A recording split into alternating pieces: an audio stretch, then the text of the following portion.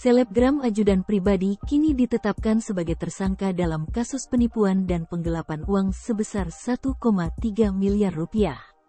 Dilansir dari tribunnews.com, selebgram ajudan pribadi ditetapkan sebagai tersangka setelah pihak kepolisian melakukan gelar perkara. Saat menyampaikan permintaan maaf, cara bicara Akbar Pera Baharudin alias ajudan pribadi lancar, tak seperti di konten-kontennya.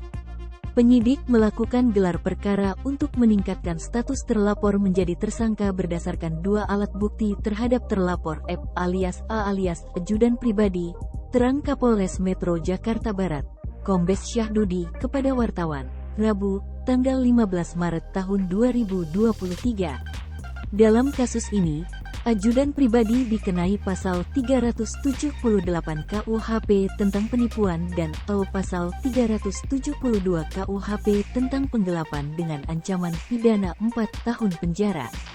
Di sisi lain, ajudan pribadi mengaku menyesal. Assalamualaikum warahmatullahi wabarakatuh. Ini sangat menyesalkan perbuatan kami dan insya Allah selesai secepatnya. Saya minta maaf segala-galanya, jelas ajudan pribadi. Dikutip dari YouTube Kiai Haji INFOTAINMENT, Rabu, tanggal 15 Maret tahun 2023.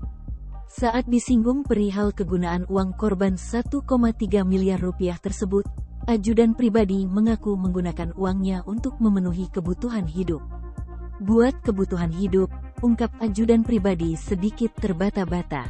Ajudan pribadi juga disinggung perihal niat menipu, tetapi ia tak menjawab dan hanya kembali meminta maaf. Saya mohon maaf dan insya Allah selesai secara cepat. Ya, saya mohon maaf, tutup ajudan pribadi. Kuasa hukum korban Al, Sulaiman Jojo Atmojo membeberkan modus yang dilakukan oleh ajudan pribadi kepada korban. Ajudan pribadi memberikan iming-iming menjual mobil mewah Land Cruiser dan Mercy dengan harga murah. Karena termakan bujuk rayu si ajudan pribadi, akhirnya klien saya setor uang ke yang bersangkutan 3 kali, sehingga total menjadi 1,3 miliar rupiah. Beber Sulaiman saat dihubungi wartawan, Selasa, tanggal 14 Maret tahun 2023, dikutip dari Arta Kota. Setelah korban menyetor uang, ia pun meminta haknya berupa 2 mobil itu kepada ajudan pribadi. Namun, ajudan pribadi tidak pernah memberikannya dengan alasan 2 mobil mewah tersebut masih bermasalah. Ya, kami kan nggak mau tahu. Namanya kami sudah bayarkan, kami maunya bareng datang dong, ucap Sulaiman. Selain itu, ajudan pribadi juga tak pernah ada itikat baik untuk memberikan hak korban meski Sulaiman telah melakukan 3 kali somasi. Korban kemudian melaporkan kasus tersebut ke kepolisian pada November tahun 2022.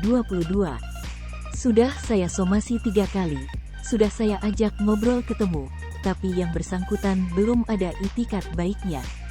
Sehingga dari pihak korban meminta agar saya melaporkan ke kepolisian, ungkap Sulaiman. Sulaiman menyampaikan bahwa ajudan pribadi hanya memberikan janji manis untuk mengembalikan uang korban atau mencicilnya. Tapi saat sampai kami buat laporan polisi, sejak beli 2021, tidak ada sama sekali apa yang dia omongkan itu terwujud. Makanya kami polisikan, soalnya cuma janji-janji aja, tutup Sulaiman Jojo Atmojo.